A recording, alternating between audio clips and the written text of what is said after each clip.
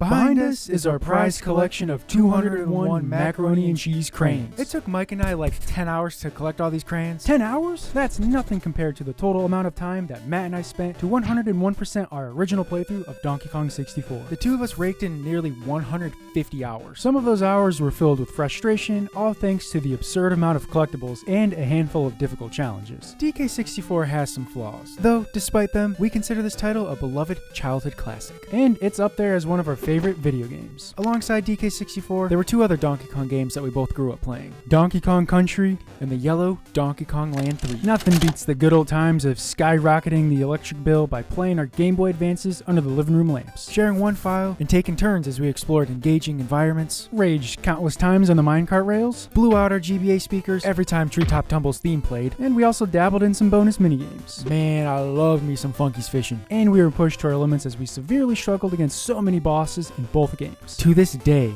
we still have yet to defeat the final boss in Donkey Kong Country, and we refuse to let King K. Rool live that down. One of these days, revenge will come to fruition. We think it's clear to say that these little DK Game Boy cartridges were jam-packed with endless fun, keeping us entertained for years. And then Donkey Kong.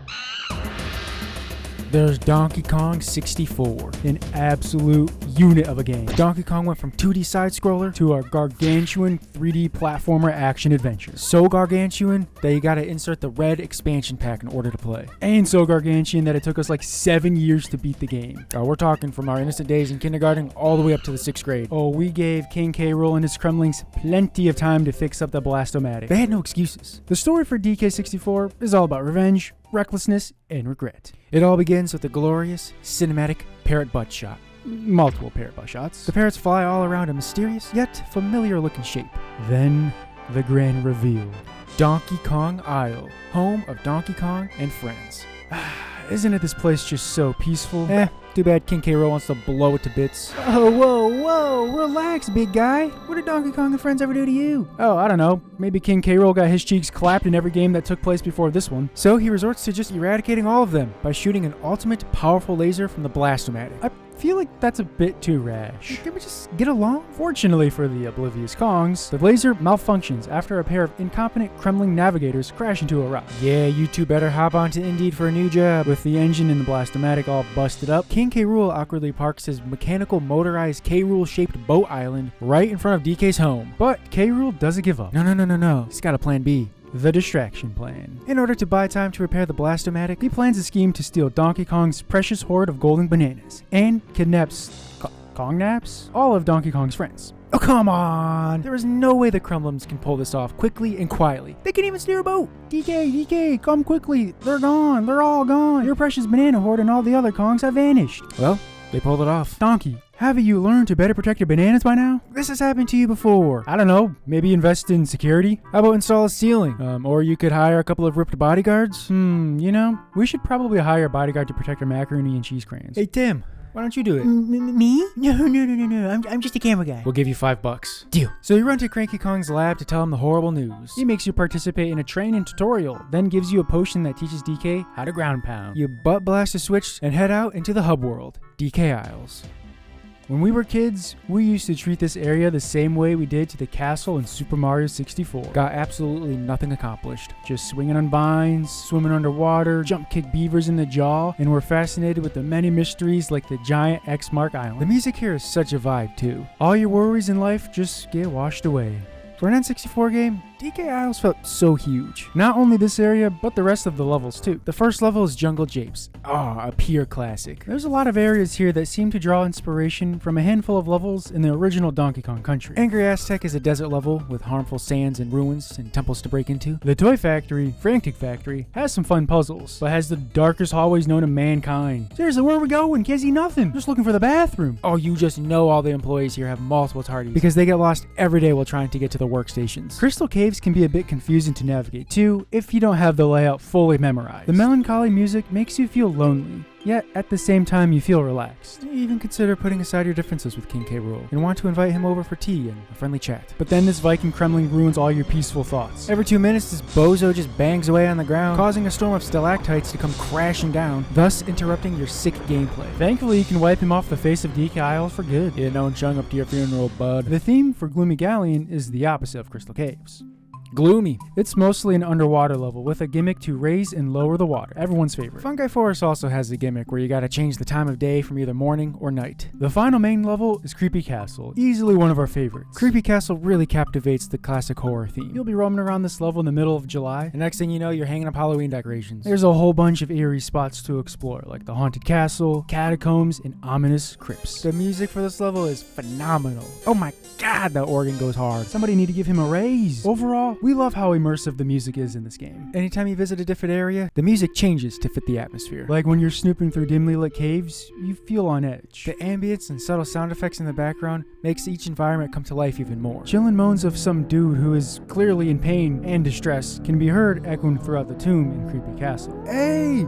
You good back there? Grant Kirkhope hit it out of the park as always with the soundtrack. Seriously, is anyone gonna check up on that guy? You're gonna want to make sure to check up on your Kong friends, because they're all locked away in prison cells. There aren't 2 playable characters like in most previous titles. There's 5. That's bananas. You got the 2 classics, Donkey Kong and Diddy Kong, and the 3 brand new, never before seen members. Lanky Kong, who's got absolutely no style, no grace, no game, no aura, no nothing. Just a stupid, goofy, dumb face, a hole in his pants, and a shirt that's 3 or 4 sizes too small. I give Lanky a chance though. He's pretty fun. Bro's got mad range. Look at that reach.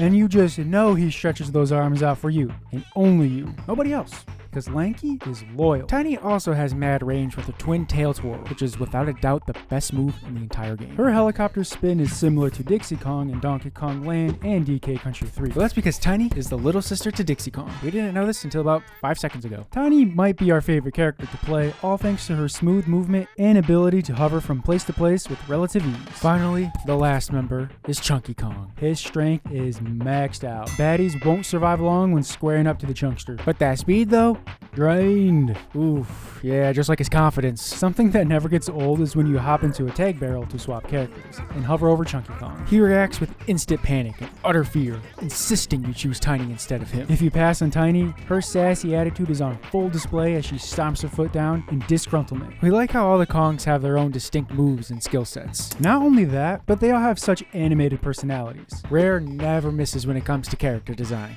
except for maybe Star Fox Adventures. What?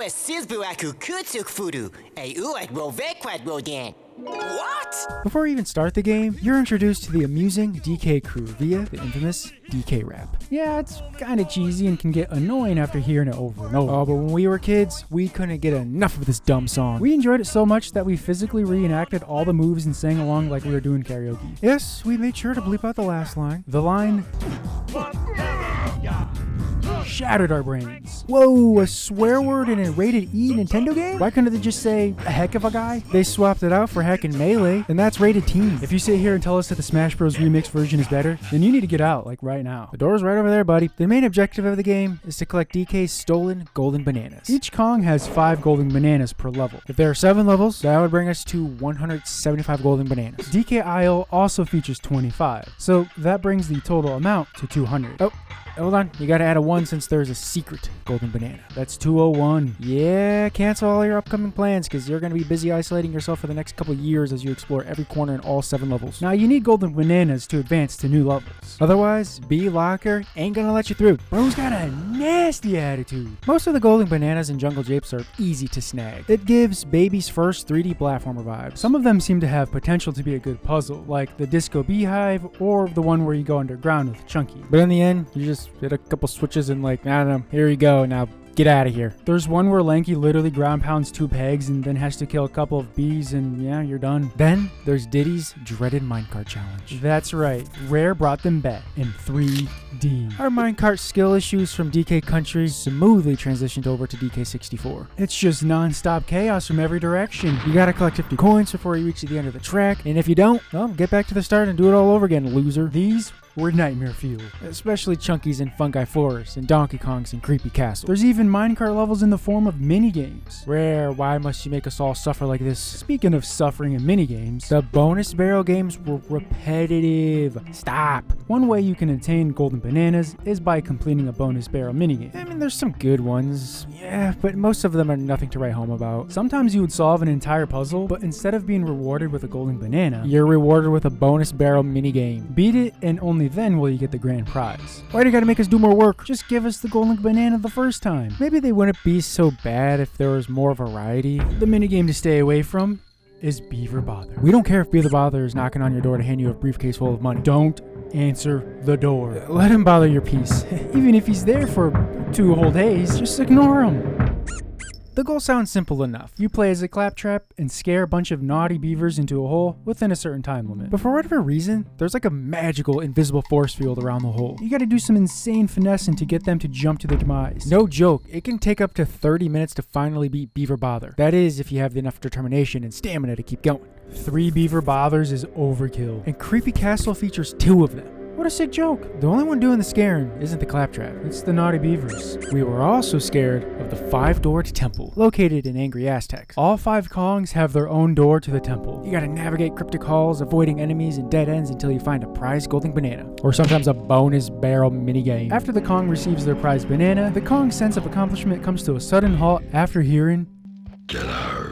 Those shoes better be tied and your photogenic memory better be on point. You have to run for your life all the way back to the entrance, sweating and panicking as a crosshair takes aim at the back of your monkey dome, ready to blast it to bits if you're too slow. We always thought that getting shot would result in an instant one-hit KO, like getting hit by a horn drill from Pokemon Stadium 2. Oh, what a gut-wrenching feeling. And then our game file will get permanently deleted and we have to start over like we're playing a roguelike. But no, you only take a sliver of health. All that stress for nothing. And we're not sure why everything has to be timed. Seriously, a timer pops up after like every little thing you do. You press a switch to open a door and oh, you got 20 seconds to enter. There's a challenge where Lanky has no joke 3 seconds to reach a golden banana. 3 seconds. Constant paranoia everywhere you go. DK64 makes you develop a fear of microwaves. In the deep depths of the murky waters in Gloomy Galleon is a sunken ship with 5 blocked off entryways. You gotta open them up on a cactus way over here and then swim to the boat all the way over here within a time limit. If you're too slow, well, you suck. Do it all over again. Rare knew this game would take years off our lives, so they added timers to help hurry us up. Not only do you race against time, you also have to race against a bunch of dumb, stupid characters that we hate so much.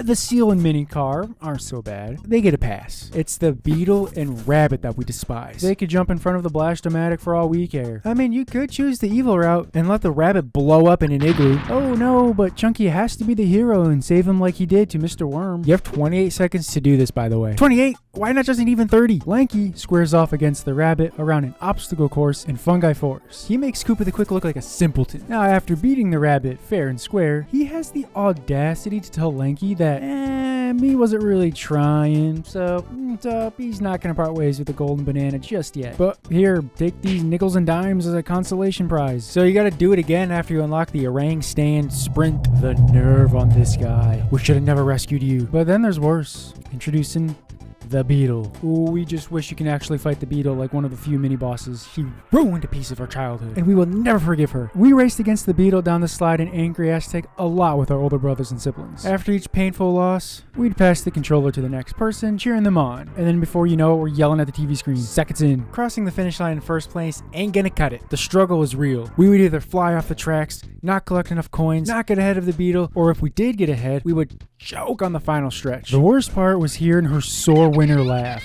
taunting you, making you feel smaller than Tiny after she used Mini Monkey. This golden banana took us years to beat, and it was only because we accidentally discovered a cheap shot trick. After getting crushed multiple times, I was impatiently mashing A and B to get through the text and during the countdown, and accidentally dove directly into the beetle, stunning her for a brief moment. Now, you have a lead from the very start and don't have to worry about playing catch up. Beating the beetle was easily a top 10 moment of all time. Yeah, hopefully we can add beating Donkey Kong Country for Game Boy to that list one day. Just when we thought we had enough of her antics, she makes a return in Crystal Caves. This time, she wants a piece of that patched up lanky booty. This race is much harder than Tiny's. Yeah, this part right here ended dozens upon dozens upon dozens of runs in our lifetime. However, there exists a golden banana that is far more difficult.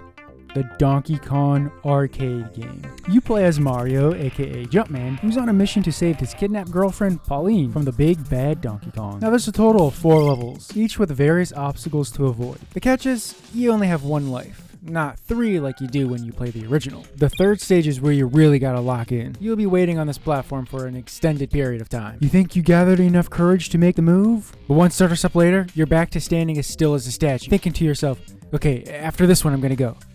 Wait, no, after this one.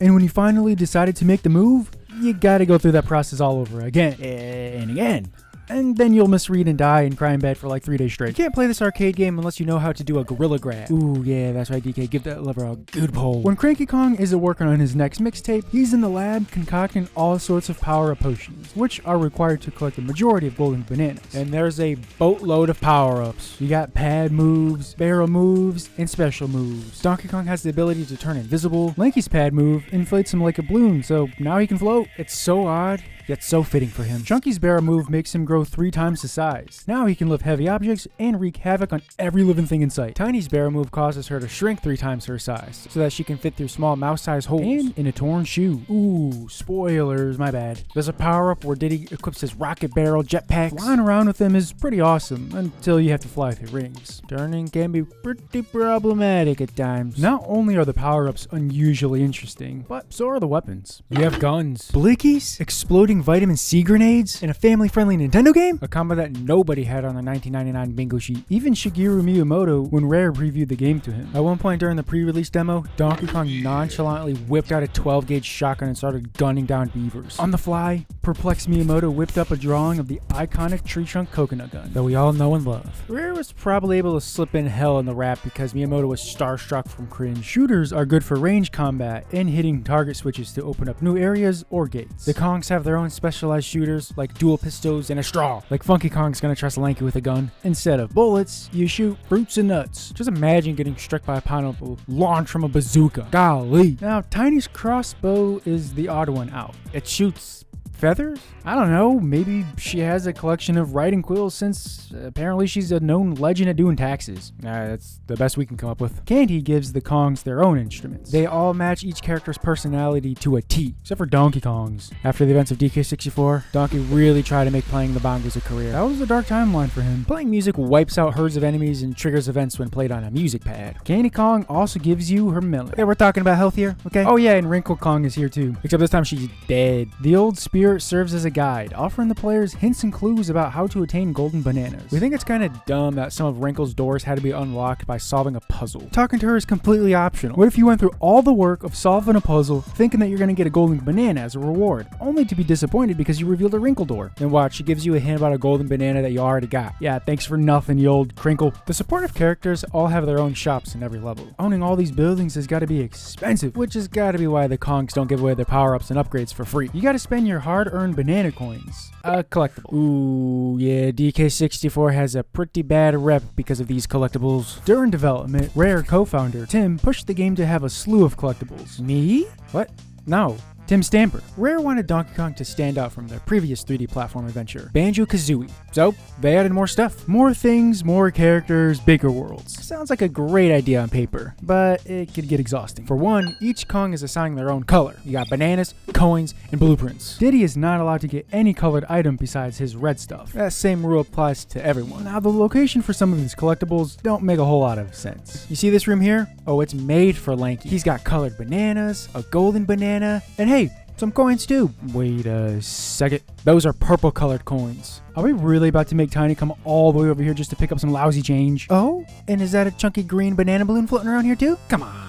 Why have Diddy's blueprint, one purple banana balloon, and a music pad for Chunky all on this random platform? Wouldn't it have made more sense if all these things here were Chunky's collectibles, given the fact that his music pad here leads him to a golden banana? Oh, this next example is our favorite. So you open up this gate here with Tiny, right? You collect a few of her purple bananas and oh no, another gate. But this time you need Chunky's pineapples to open it. So run all the way back to the tag barrel, 12 miles away, swap to Chunky, now run all the way back, and after you open up the gate, you're not going to believe what you're going to see. One singular purple banana. Yeah, they should have added an inhaler in here too. There's a mod out there that lets you swap between characters at any time without the hassle of hunting down tag barrels. We've never tried it, and honestly, we never will. You can make the argument that mapping out your routes is part of the DK64 experience. We didn't have any problems playing this game when we were kids, and I never thought anything about the random placement of collectibles. We just, I don't know, played the game. However, years later, we recently played through the entirety of the game, and we were definitely nitpicking and complained from time to time. If you want to get 101%, you gotta collect pretty much everything. We bet most people would rather train for months to run a marathon than complete a DK64 101% collectathon. Each Kong has 100 colored bananas per world. That's 500.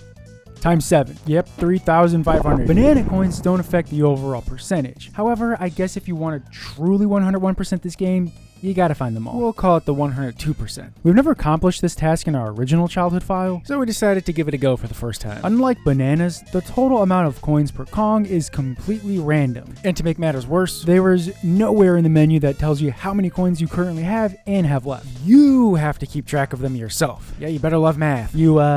You want to know how many coins there are in this little game? 949. Hey, yo, chill. Why so many? You only need 158 to purchase every upgrade and 2 for the arcade game. After punching in the numbers, we were missing around 100 coins. Even with the help of the official Donkey Kong 64 Player's Guide, backtracking sucked up hours of our time. We even double-checked almost every level 2 and found nothing. After finally finding the last 3 coins, we felt nothing, because you get absolutely nothing for getting all 949. I mean, any sort of prize would have been nice, even if it was a piece of poop. Poop? Yeah, Tim, a turd. That's what you receive for finding all 900 Cork Seeds in Breath of the Wild. At least it's something. Thankfully, there's not 949 individual coins scattered all throughout the levels. The best way to get coins is by snagging a Rainbow 5 banana coin, which gives all the Kongs 5 coins each. They can be unearthed from the 15 DK dirt piles. And no need for a shovel, because the only way to unearth them is with a special move called the Super Slang. Donkey Kong isn't the only one here who lives on an island in the shape of his own head. The crying banana fairy on Banana Island gives you the Super Slam and also wants your help retrieving all 20 of her lost babies. Ma'am, we ain't no detectives, but we bet you it was those bothersome beavers. Should've never answered the door, Banana Fairy. Should've never answered the door. The only way to return the fairies to her is by snapping a photo with a banana cam, like you're playing Pokemon Snap. Yep. Fairies are another collectible. The more fairies you find, the more features and secrets you unlock in the mystery menu, along with weapon capacity upgrades. There's a boss rush mode, cheat codes, and 2 minigames where you play as Rambi or Engarde. They both make an appearance in the main game as well. Only Lanky and Donkey Kong can transform into them, although they have very minimal uses. If you manage to capture all 20 pesky fairies, not only will you gain access to cheats, but you also receive a major reward. Is it poop? No, Tim, it's not poop. It's a polished XL golden banana with the rare logo slapped right on it. Then there's blueprints. 5 Kasplats are located in every world. They all dyed their hair to match the colors of the Kongs. If they die, they drop a piece of the blueprint. Pop into an HQ and hand them over to Snide, who, by the way, was responsible for designing the Blast-O-Matic, but then got booted off King K. Rool's team, and now he wants to seek revenge on him by helping the Kongs out. You get a golden banana every time you give him a blueprint, and if you recover all 40 pieces, you unlock the bonus barrel minigames that you can play whenever you want. Okay, yeah, let's be real, ain't nobody's playing those for fun. But most importantly, they reduce the time limit in the final level. You can't access this level until you take down all 7 bosses. Only 1 Kong member is chosen to represent the crew for each fight. Donkey Kong's 2 fights against Armadillo and Diddy's boss battle?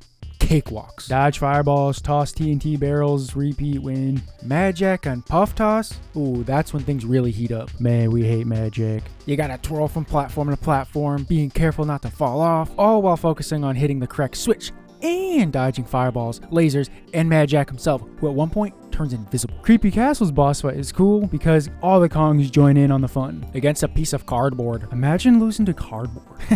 Yeah, gonna be us. Multiple times. Nope. Bosses drop these massive keys, which are used to unlock the many locks on K. Lumby's jail cell. Whoa, helping a Kremling out? Thought they wanted to evaporate the Kongs. They do. Just not this big level green guy. Aw, who's a good Kremling? K. Lumsy, the sweetheart, absolutely refused to help K. Rool carry out his plan. So K. Rool locked him up. The Kongs have a soft spot and decided that they'd set him free. So with all 7 boss keys in hand, you can now enter the final level, Hideout Helm, which doesn't feature any golden bananas. Instead, the main objectives are to shut down the Blast-O-Matic that's been powered back up and locate King K. Rool and put a stop to his shenanigans in under 10 minutes. Again, there's a timer on everything. If you fail, DK has to hop on his Zillow ASAP. See you later, DK Isles. We always loved it. 10 minutes is a short amount of time to carry out this mission. However, Snide has your back, remember? The timer increases depending on the number of blueprints you gave him. 1 blueprint equals 1 additional minute. The fact that a timer is in your face makes Hideout Home stressful, even if it's maxed out at 50 minutes. But all you do is complete a series of minigames and yeah, that's about it. After disarming the big blaster, all that's left to do is have a good old chat with K. Rool. That is, if you collected at least 4 crowns from the battle arenas throughout your collectathon. Ooh, we love our collectibles. The battle arena plays similar to the one in the multiplayer mode. We have a lot of fond memories of playing the 2 multiplayer modes with friends back in the day. Monkey Smash is our favorite out of the 2. Monkey Smash is better than GoldenEye split screen. We said it. So once you open up the door, all that's left to do is settle your beef with King K. Rool. And he's gone. And there's more collectibles to collect. It's never gonna stop, is it? No. What you need to do to open the door to the last boss key is almost enough to lawyer up against Rare.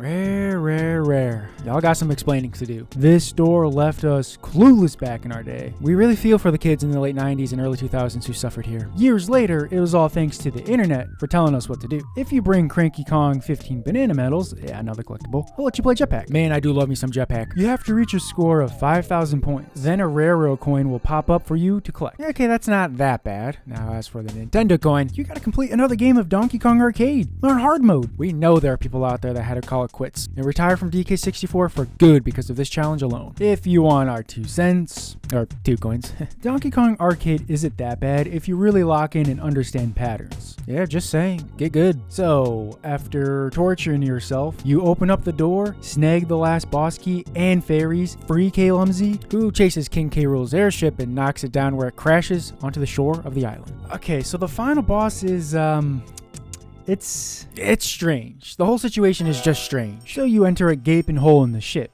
probably expecting like a control room or something like that, right? Yeah, definitely not a boxing ring with a sellout crowd and King K. Rool waiting in the middle of the ring with hucked up boxing shorts and big old gloves, ready to brawl. Yeah, that's exactly what it is. Why is there a whole boxing ring inside his ship? Like, did he plan all this? Did the Kremlings buy tickets in advance? Was Tim on some crystal coconuts? What was going on up there in Rare? So the final boss fight is broken up into 5 rounds. And by no means is this fight fair. Everybody cheats. The judges are clearly biased, and the Kongs use objects to their advantage, like knocking down the lights onto K. Rool's head. Oh, and would you believe it? Each round is timed. If you fail, you gotta do the entire fight completely over. Lanky's round is obnoxious. Of course, he has to be the one to mess everything up. Way to go, Lanky Kong. Wow, great job. It's no wonder why you only appeared in 1 game after this, because you're a disgrace. After Chunky lands the final blow to K. Rool's jaw, the cheating doesn't end. Candy Kong just shows up out of nowhere and puts on a low-effort show, thus activating K. Rool's neurons. Bro, chill out. Then Funky Kong pops in and shoots a boot at King K. Rool's Vicky Cheekies, sending him flying where he conveniently lands in K. Lumsey's prison. Then K. Lumsey just starts pounding on him. The end. Yep. So, who really won this fight? No one. If you fought for your life to get 101%, you received perhaps the most pointless, stupid, unfunny, uncool endings in video game history. It's just clips of the characters auditioning for parts of the game. Yeah.